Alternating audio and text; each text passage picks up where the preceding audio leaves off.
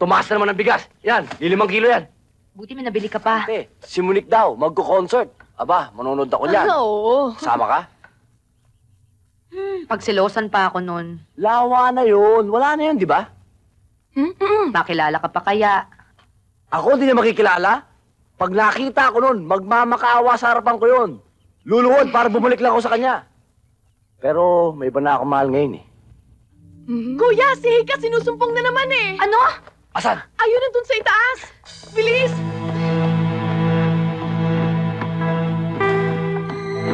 Ayan oh. Higa! Higa! San? Kanina pa siya nahihirapang humingi. Dalhin niyo na kaya siya sa bayan. Ang init niyang taas ng lagnat. Ano ba nangyari? Wala naman ako maintindihan. Tara sa ospital! Huwag kayo alis dito ah! Oo. Aling Nena, kayo na hong bahala sa kanila. Oh, sige. Sige, libag ha? Kailangang may nag-aalaga at sumusubaybay sa kanyang kalusugan. Kung maaari sana, ilagi siya sa malilinis na lugar.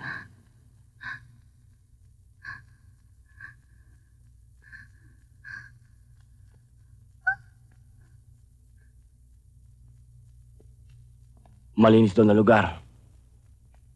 Malabo yata yun ah. Sana makatulong ako kay Hika, Kalding. Tsaka sa mga bata. Gusto ko silang matulungan. Paano naman mangyayari yun? Pareho tayong tagutom.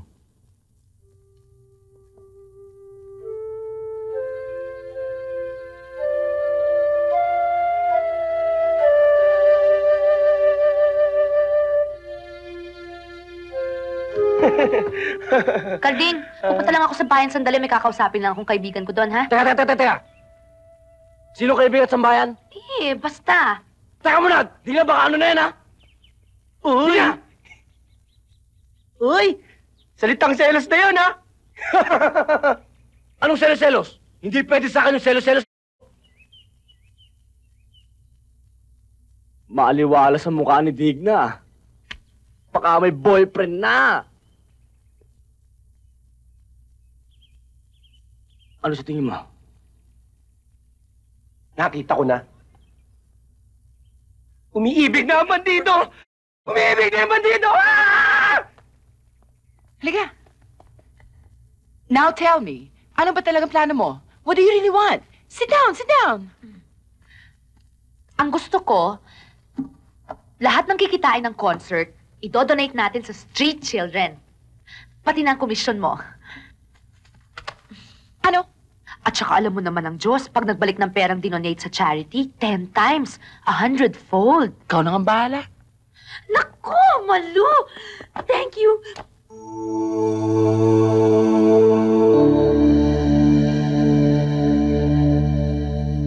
Walang iya, oh. Tumaas na naman ang bigas. Yan, 5 kilo yan. Buti may nabili ka pa. Pero, ito ang importante.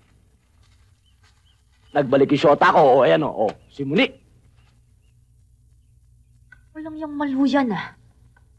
Sino Malu? Best friend ko. Kasi taga-hangarin Monique yan, eh. Nakipagpustahan sa akin na buhay pa daw yan. Hindi importante Tatol yun. ako. Yung nandito ang importante. Si Monique daw, magko-concert. Aba, manonood ako niyan. Oo. Sama ka? Pagsilosan pa ako nun. Lawa na yun. Wala na yun, di ba? Makilala ka pa kaya? Ako di niya makikilala. Pag nakita ko nun, magmamakaawa sa harapan ko yun. Luluhod para bumalik lang ako sa kanya. Pero may iba na ako mahal ngayon eh. Ano naman ang masama kung mahal mo at mahal ka rin? Napipiko na ako ah. Di ba sinabi ko sa'yo, ayoko ng babaeng mayaman at malaki ulo. At sinabi ko rin sa'yo, pag sinabi ko, ayoko na. Ayaw na niya talaga. Ba't nagkakandara pa ka pang panoorin yan? Meron naman kami pinagsamahan nun eh, kaya... Masyado ka naman silosa, balak mo kay Sauga. Makakuha ng kahoy. Malaking palaisipan ang pangyayaring ito, Mr. Romero. Isang napakalaking issue para sa aming mga alagad ng batas at periodista. Ang pagsipot mo rito ng buhay. Mahabang kwento ho, Kapitan, pero gusto ko na ho sanang sabihin sa inyong tunay na sinadya ko dito. Gusto ko hong humingi ng proteksyon. Magkakaroon ho ako ng concert sa mga darating na araw. At sa madaling salita ho, ilalantad ko na sa publiko ang sikretong buhay pa ako. Meron hong mga taong gusto kong makitang patay eh.